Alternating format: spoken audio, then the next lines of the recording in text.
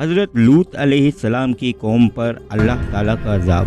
حضرت لوط علیہ السلام جس قوم کی طرف نبی بنا کر بھیجے گئے وہ بہت خوشحال تھی، ان کی بستیاں بہت آباد تھی، لیکن یہ قوم برائی میں ڈوبی ہوئی تھی۔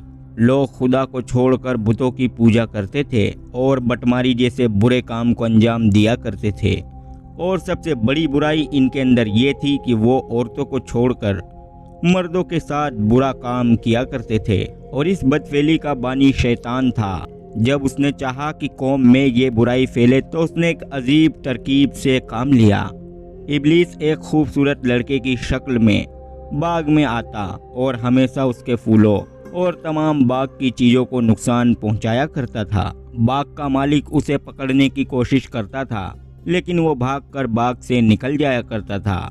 جب باغ کو بہت نقصان پہنچا اور باغ کا مالک پریشان ہوا تو ایک دن ابلیس نے کہا کہ اگر تو چاہتا ہے کہ میں باغ میں نہ آؤں تو میرے ساتھ یہ کام کر، یعنی کہ برا کام کر، اور اپنے باغ کی طرف سے بے فکر ہو جا کہ میں اسے نقصان نہیں پہنچاؤں گا۔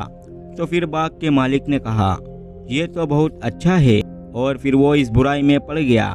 اس طرح شیطان نے فعل بد کو اس قوم میں جاری کر دیا جو اس سے پہلے کوئی قوم میں نہیں پائی گئی۔ خدا کی طرف سے ہدایت کے لیے حضرت لوط علیہ السلام نے لوگوں کو اس فعل بد سے روکنا چاہا اور ان کو ہر طرح سے سمجھایا اور خدا کا خوف دلایا، اور کہا کہ اگر تم برائی سے باز نہیں آتے تو خدا کا عذاب تمہیں گھیر لے گا۔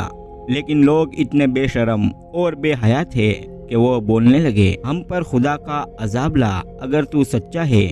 حضرت لوط علیہ السلام پھر بھی انہیں سمجھاتے رہے اور ان کو خدا کی طرف دعوت دیتے رہے۔ اپنے چچا حضرت ابراہیم علیہ السلام کی طرح حضرت لوط علیہ السلام بھی مہمانوں کی بڑی عزت کیا کرتے تھے۔ جب حضرت لوط علیہ السلام کی قوم کی برائی حد سے زیادہ بڑھ گئی تو خدا نے اس قوم کو مٹا دینے کا فیصلہ کر دیا۔ پھر کچھ فرشتے حسین اور خوبصورت لڑکوں کی شکل میں حضرت لوط علیہ السلام کے سامنے آئے۔ حضرت لوط علیہ السلام کو سخت پریشانی ہوئی کیونکہ وہ اپنی قوم کی عادت سے واقف تھے، اس لیے مہمانوں کے آنے سے بہت رنجیدہ ہوئے۔ مہمانوں کو اپنے گھر میں ٹھہرایا اور اپنی بیوی سے کہا کسی کو مہمانوں کا حال معلوم نہ ہو پائے، لیکن کافر بیوی نے جا کر تمام لوگوں کو بتا دیا کہ اس کے گھر ایسے لڑکے آئے ہیں جن کے حسن اور قد و قامت کی تعریف نہیں کی جا سکتی، یعنی وہ حسن اور جمال میں بے مثال ہے۔ اس خبر کو سنتے ہی بدچلن لوگ حضرت لوط علیہ السلام کے پاس پہنچے تو حضرت لوط علیہ السلام نے کہا مجھے کیوں مہمانوں کے سامنے فضیحت کرتے ہو؟ برائی سے باز رہو، اگر چاہو تو بیٹیوں کو اپنے نکاح میں لے جاؤ، لیکن میرے مہمانوں کو مت ستاؤ۔ کافروں نے کہا تیری بیٹیوں سے ہمیں کوئی مطلب نہیں، اے لوط جو ہمارا ارادہ ہے اس کو تو خوب جانتا ہے۔ فرشتوں نے جب دیکھا کہ حضرت لوط علیہ السلام پریشان ہے تو خاموشی سے ان سے کہا آپ بے خوف رہیے، ہم خدا کے فرشتے ہیں، یہ لوگ کچھ بھی نقصان نہیں پہنچا سکتے۔ حضرت جبرائیل علیہ السلام دروازے سے نکل کر اپنے پروں کی ہوا لوگوں کی آنکھوں میں لگائی، وہ اندھے ہو کر گر پڑے اور ادھر ادھر بھاگنے لگے۔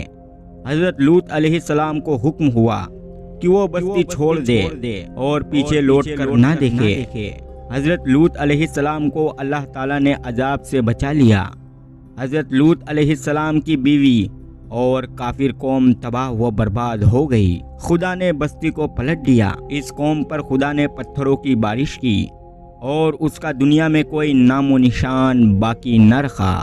حضرت لوط علیہ السلام اپنے چچا حضرت ابراہیم علیہ السلام کے پاس چلے گئے اور ربیع الاول کی 10ویں تاریخ کے دن ان کا انتقال ہو گیا۔ اس طرح سے اللہ کے نبی حضرت لوط علیہ السلام نے برابر دین کی دعوت کی، لیکن بدبخت اور بدترین قوم باز نہ آئی۔ آخرکار وہی ہوا جو ان پر ہونا تھا، یعنی کہ اللہ تعالیٰ کے عذاب نے انہیں آ گھیرا اور یہ لوگ تباہ و برباد ہو گئے۔ اللہ پاک ہمیں نیک ہدایت عطا فرمائے۔ دوستو اس ویڈیو کو لائک کر کے آگے شیئر ضرور کریں۔